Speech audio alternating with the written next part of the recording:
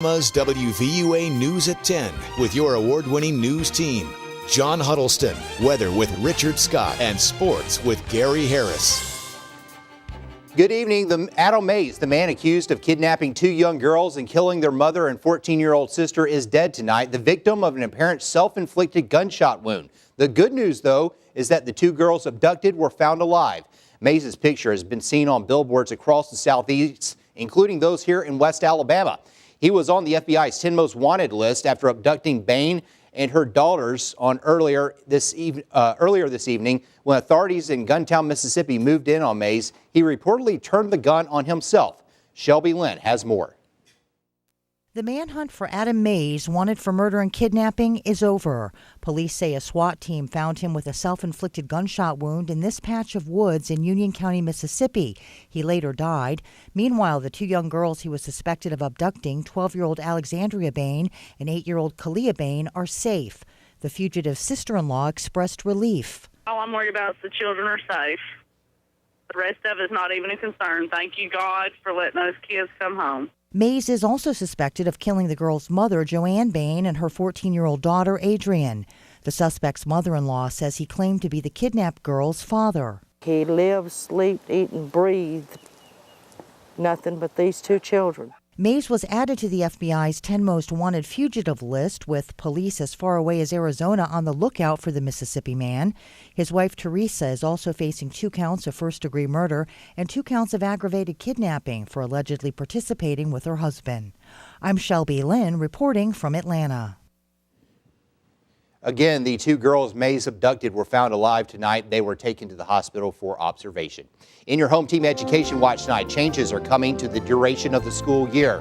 Most Alabama school children will start their years later after the Alabama legislature voted to override Governor Robert Bentley's veto of the bill. The Alabama Senate voted 23-8 today to pass the bill despite the governor's opposition. Bentley had also added an executive amendment that would have given local school systems the choice to opt out of the later school start date. The sponsor, Republican Representative Randy Davis, says the law would extend Alabama's tourist season and allow the state to collect more tax revenue. Opponents complained the new law would take control of the school calendar from local school systems. Tuscaloosa City School Superintendent Dr. Paul McKendrick says by taking away 7 days of school, students may not retain as much information as they would have before. Now we've increased the time that they're out of school by 2 more weeks. So we're going to spend quite a bit of time during the first 6 weeks of school going through review. Also from Montgomery today, the House passed the new education budget. It is $141 million short of what was spent last year. Now, those cuts include nearly $36 million from state universities, $77 million from kindergarten through 12th grade, and a cut of $13 million to the education department as a whole. In addition, 528 jobs will be lost. The budget now goes back to the Senate for debate. And the idea of charter schools in Alabama is dead, at least for now. The legislature killed the bill today. Charter schools would be taxpayer-funded facilities operating outside the regulations most public schools must follow. The House declined to vote today on a Senate measure that would have allowed for charter schools. A House version of the bill was killed yesterday. And this note from the legislature, you may soon be able to buy beer in larger bottles that Gourmet Brew is often sold in. Now, the House approved a Senate bill to allow beer to be sold in bottles of almost 26 ounces. Currently, it can only be sold in 16-ounce bottles. Proponents say the larger size allows for the sale of high-end specialty beer, which is usually sold in larger bottles. The bill now goes to the governor. Well, today, the House also looked at the overcrowding in state prisons. They approved a measure giving Alabama more power to set punishment standards for nonviolent offenders. House sponsor Representative Bill Poole of Tuscaloosa says Alabama has the most overcrowded prison system in the U.S. Poole says they are housing 190% of the number of inmates they were designed for. The Senate sponsor says the changes will allow violent offenders to be locked up for longer, while nonviolent offenders could go through other rehabilitation programs. The bill now heads back to the Senate. On your home team crime watch tonight, 3 people are arrested after a meth bust in Tuscaloosa. It happened on the 1300 block of Blake Drive. According to police, Paul and Beverly Mullins are charged with trafficking, methamphetamine, manufacturing of a controlled substance, and possession of marijuana. Lisa Getz is charged with possession. Police say around 3 o'clock Wednesday afternoon, the West Alabama Narcotics Task Force got a tip an active meth lab was at the location. When they arrived, authorities say they found the drug and numerous items related to its manufacturing. Officials say the street value of the drug were around $60,000. Well, no rain today for the first time this week, but what is the rest of the week and our weekend shaping up for? Let's first check on our home team forecast. Here's Chief Meteorologist Richard Scott. Hey, John, good Thursday evening, too. Temperatures getting cool tonight. We're going to stay dry tonight. No rainy issues tonight or on Friday. Temperatures back at low 60s in Tuscaloosa, 63 now, 58 over in the Shoals, 61 over in Birmingham. So getting cooler tonight. Also clear skies in place. No cloud cover to deal with out there this evening. And we'll stay dry throughout Friday if you have plans out and about. Early tomorrow morning, our bus stop forecast Friday, 7 o'clock. Temperatures around 50 on average, partly cloudy to mostly clear conditions. Cool out there, but a big warming trend is likely by tomorrow afternoon, plus more storms as we go into the weekend. Your forecast is coming up.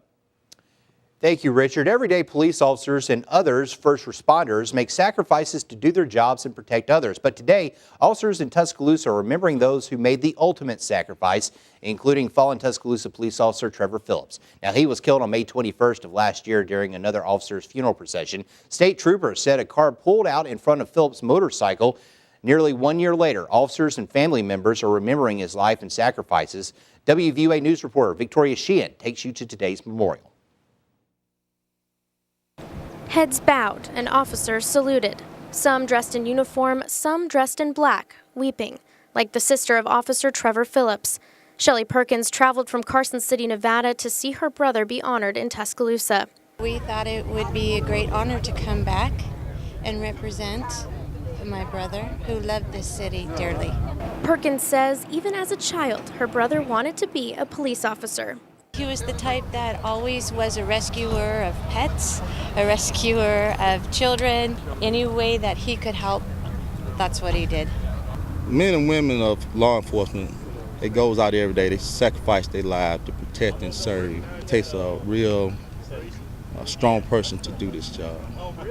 A person like Officer Trevor Phillips. On April 27, 2011, Phillips rescued several families, including an infant that was trapped in the storm debris. Less than a month later, Officer Phillips would be gone. You sort of can feel what a person going through when they lose a loved one, because it's just like you brothers. The wreath in front of the Tuscaloosa County Courthouse serves as a temporary reminder of the lives lost in the line of duty. But here in front of the Tuscaloosa Police Department, this memorial serves as a more constant reminder not only to the lives lost, but to the loved ones that are left behind. It means a lot because only they can understand what we're going through. Because they give their life every single day, and we give the permission for them to go, to take that step. We give up, we give them up so that they can serve others. Reporting in Tuscaloosa, Victoria Sheehan, WVUA News. Last year, 166 law enforcement officials died in the line of duty across the nation. 3, including Phillips, were from Alabama. The wreath in front of the courthouse and the memorial outside the Tuscaloosa Police Department both commemorate fallen Tuscaloosa law enforcement officers dating back to the 1800s. Well, local fire and rescue workers converted one of University of Alabama Residence Hall into a lifelike training ground today. Tuscaloosa firefighters and law enforcement conducted organized high-rise training at Rose Towers. The training included simulated fire rescue, emergency medical exercises, and fire prevention practices. Tuscaloosa EMS Chief Travis Parker told us training is much more convenient than in years past. The fact that we can actually come in, pull in just like we were in a true emergency, actually enter the building, find access to get up to the upper floors, and then work just like it's a real fire. Parker said they will continue fire training tomorrow and Saturday from 7 a.m. until 11 p.m.